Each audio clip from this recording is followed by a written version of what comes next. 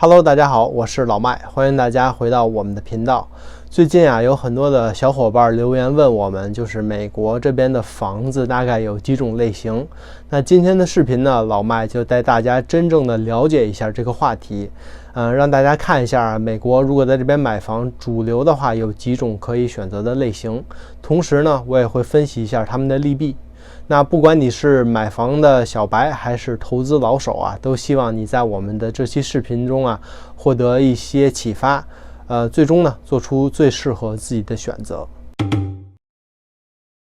那第一种的种类呢，就是独栋房屋，single family house。这种房子呢，可能是在美国这边最常见的类型了在美国广大的农村或者是城乡结合部比如说纽约长岛这种地方，就有大量这样的房子。那这种房子的优势呢，就是整个房子都是你的。其实不单单说整个房子是你的吧，其实地皮也是你的，所以私密性比较好。前后院呢也都是你的有些投资老手呢会买来房子，然后直接就原地的把房子给推了，然后再按照自己的喜好再盖一个新房子。这种操作只要按照当地的法律法规合理的规划，获得了相应的许可证，都是可行的。另外一个好处呢，就是一些房子其实非常的结实我个人是非常喜欢50年代到60年代建造的那种红砖房。美国这边呢叫做 post-war house， 也就是二战之后美国的经济一片大好的时期建造的。比如我们之前给大家看的就是我们现在手里的那一套出租房就是1962年建造的房子。这种房子的外墙呢是纯红砖的真的是那种一块一块砖码起来的，所以不管是隔音还是保暖，效果都非常的好。在美国这边红砖房其实非常的抢手我觉得其中有一个原因就是因为在当时的那个年代工匠都十分的舍得用料。而80年代之后的房子呢，基本都是木质结构了。比如说现在新盖的房子很少再见到这种红砖的。倒不是说木质的结构有什么问题吧，这只是个人的偏好。那独栋房子就一切都好吗？并不是的有那么一句话说得好就是拥有的东西越多，责任越大。它的劣势其实就是有关房子的一切事物都需要房主来亲力亲为，非常的累比如说房顶漏水了，那我呢就需要找人来修房顶；地下室被淹了，我就需要找人来清理。院子里的草长长了呢，我就在炎炎的夏日之下挥汗如雨的割草。总之呢，就是有关房子的一切都是我的活儿。对于工作比较繁忙的年轻夫妇或者是单身人士，这种房子真的是耗时耗力真是应了那句话买房容易养房难。第二其实就是这种房子如果是在好学区的话，真的是不便宜其中很大的一部分呢是地税。看过我们之前视频的小伙伴就知道，我们在长岛 Green Neck 附近看了好几栋这样的独栋而且还在 Virginia Fairfax 那边好的学区也看过不少的房子。但不管在什么地方吧，这些房子就有一个共同的特点，就是地税高。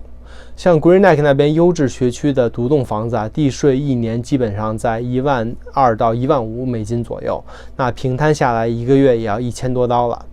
地税和当地的基础设施呢是完全挂钩的这也就是说学区越好，地税越高。纽约上周一些比较知名的好学区那地税要将近3%。关于房产税呢，小夏其实做过一期视频感兴趣的朋友可以去补课。第二种类型呢，就是联排别墅townhouse。跟咱们之前说的那种独栋别墅不同的是呢，联排别墅首先就是只有前后院，而且然后呢就是你的左右墙和邻居呢是共用的，所以从一定的程度上呢丧失了独栋别墅的那种私密性。但好处呢就是 townhouse 呢一般要比独栋要便宜一些适合刚刚开始买房的新手。其实你也可以把 townhouse 理解成就是独栋别墅挨得很近且统一管理的那种感觉。那既然说到了统一管理，咱们就在这里重点的聊一聊联排别墅的物业费。这个物业费呢，一般是由 HOA Homeowner Association， 也就是业主委员会来收取的，所以这个物业费也叫做 HOA fee。那这 HOA fee 里面具体都包含什么呢？这就要具体问题具体分析了，这也是你买房中特别要注意的重中之重。拿我个人买的第一套房子来举例吧，我的第一套投资房啊，就是这种 townhouse 啊。当时我们的 HOA 是125块钱一个月，那这125块钱呢，都包括停车费、小区夜间保安的巡逻费、小区游泳池和健身场所的维护、停车场的维护、公共绿地的维护，还有一个最好的就是房顶的维护。也就是说，当时作为房主的我呀，每个月交着125块钱的物业费，如果房顶坏了，或者是比如说刮风刮掉了一大块啊什么的，都可以找物业来统一维修。这个我认为还是比较值的啊。但是到了第2年，我们小区的物业费啊就涨到了130块钱一个月。原因呢，就是说小区现在的这个路要统一换沥青。而且啊，不但今年涨130，第2年呢也涨到130。那要涨到多久呢？这个 HOA 其实也没有给出一个非常明确的答案啊。那我个人认为呢，你修完了沥青地，是不是还要修游泳池啊？那游泳池修好了，咱还修点啥呀？这个其实都说不好啊。所以我个人认为啊 ，HOA 真是一把双刃剑啊。如果没有 HOA 的管理，那小区肯定是惨不忍睹。绿地呢没有人维护，还有呢就是有可能有的业主啊会乱搭乱建，影响这个小区统一的美观。但是有的 HOA 的管理呢却过于的严格啊，或者是财政状况不好，这就会给业主带来很多不必要的支出和浪费。同时啊 ，HOA 的好与坏真的会影响房子的价格。那口碑好、管理好的社区呢，房子不但会被照顾得很好，而且卖价也高。那反之，就是在美国这边被 HOA 烦得要死，闹上法庭，最后不得不把房子卖掉了的事情呢，也绝对不算是什么新闻。所以啊，大家在买 townhouse 的时候，一定要擦亮眼睛，一定要看看它的物业费都包括什么，不要等上了贼船才发现下不来了。我个人觉得呢，如果你是第一次买房，同时还想享受一些独栋别墅的便利的话，但又不想花太多的钱，那 townhouse 呢确实是个不错的选择。这个就跟咱们国内的公寓一样啊，也就是一栋大楼你拥有其中的一间，是咱们最熟悉的类型。那根据房型的不同呢，可以从最小的 studio， 也就是没有卧室的大开间，到3卧3卫都可以啊。一套好的 condo 啊，学区也好的话呢，真的不比single family house 便宜啊。比如咱们之前说过的纽约 Green Neck 那边的学区房，当时的开价都是70到80多万。在纽约曼哈顿里面的公寓呢，有些呢也要超过1个 million。另外，大家最关心的就是 condo fee 了，也就是物业费。俗话说呀，买房容易养房难。那具体这个 condo fee 是多少啊？到底包含什么？就要具体问题具体分析了。这时候啊，会有网友问了啊，说，老麦，你说的这个 condo fee 和你上面说的那个 HOA fee 有什么区别？区别啊，就在于 condo fee 一般都会高一些，而且呢，一般都会包含大楼的就是门卫的费用啊，以及一部分的水电费。那我举一个例子啊，咱们之前视频看过的一套 Virginia 的公寓，他们的 condo fee 呢是1个月600多，那这里面呢就包含了水费和物业管理费，但其余的就都不包括了。换句话说呢，就是你每个月的电费啊、煤气啊什么的都要自掏腰包。那夏天开空调，冬天烧暖气的话，那电费、煤气费也许就会比较高。同时，这个 condo fee 啊是浮动的，比如今年修了个电梯，明年修了个房顶，这些费用啊都需要全体业主来均摊，可能会摊到未来好几年啊。比如之前我们看到的一个房子啊，就是 condo fee 1个月其实只有500，但是2017年的时候他换过一次电梯，每1个月要加200，一直要加到2027年。2018年的时候呢，又大修过一次这个小区的车库门，那每个月还要加100，一直要到2028年。这样下来1个月就要800块了。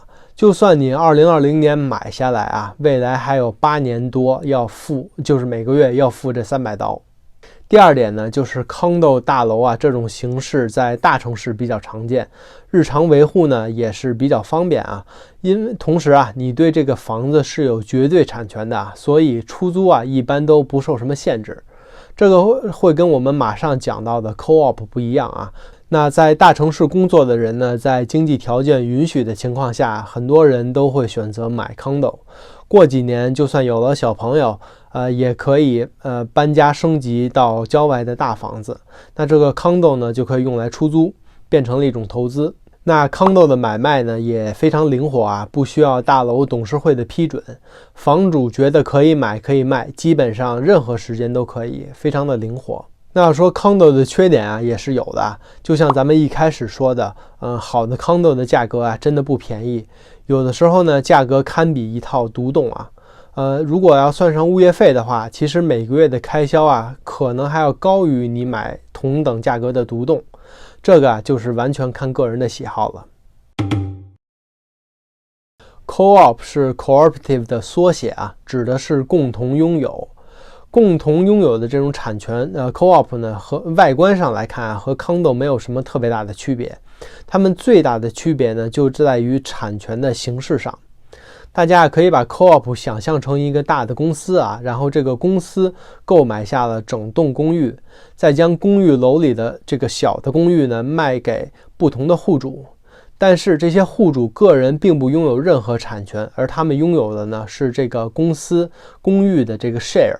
股份，而他们所居住的单位呢，对于他们来说呢，只是拥有这个使用权。Co-op 啊有很多的限制，首先，户主不能随意的买卖或者是出租自己的公寓。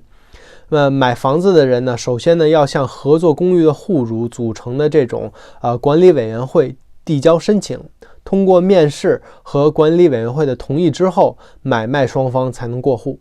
在多数的情况下呢，出租也是不允许的啊，房子只能用来自住。如果被他们发现你偷偷的把房子租出去，那后果是非常严重的。其次啊，为了管理该大楼的住户的品质呢 ，Co-op 的管委会呢会对贷款的数额也有非常严格的要求。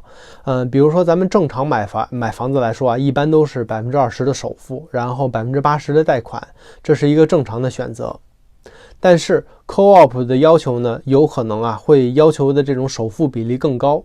比如纽约上东区的一些 Co-op 要求的首付比例啊是必须在50%以上。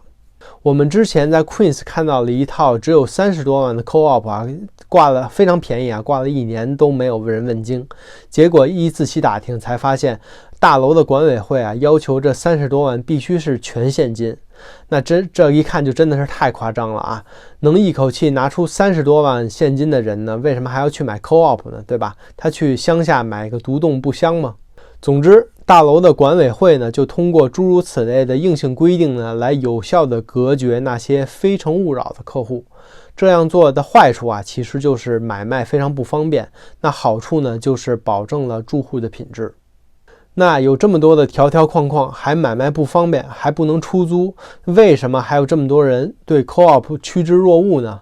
答案啊，只有一个，就是便宜啊。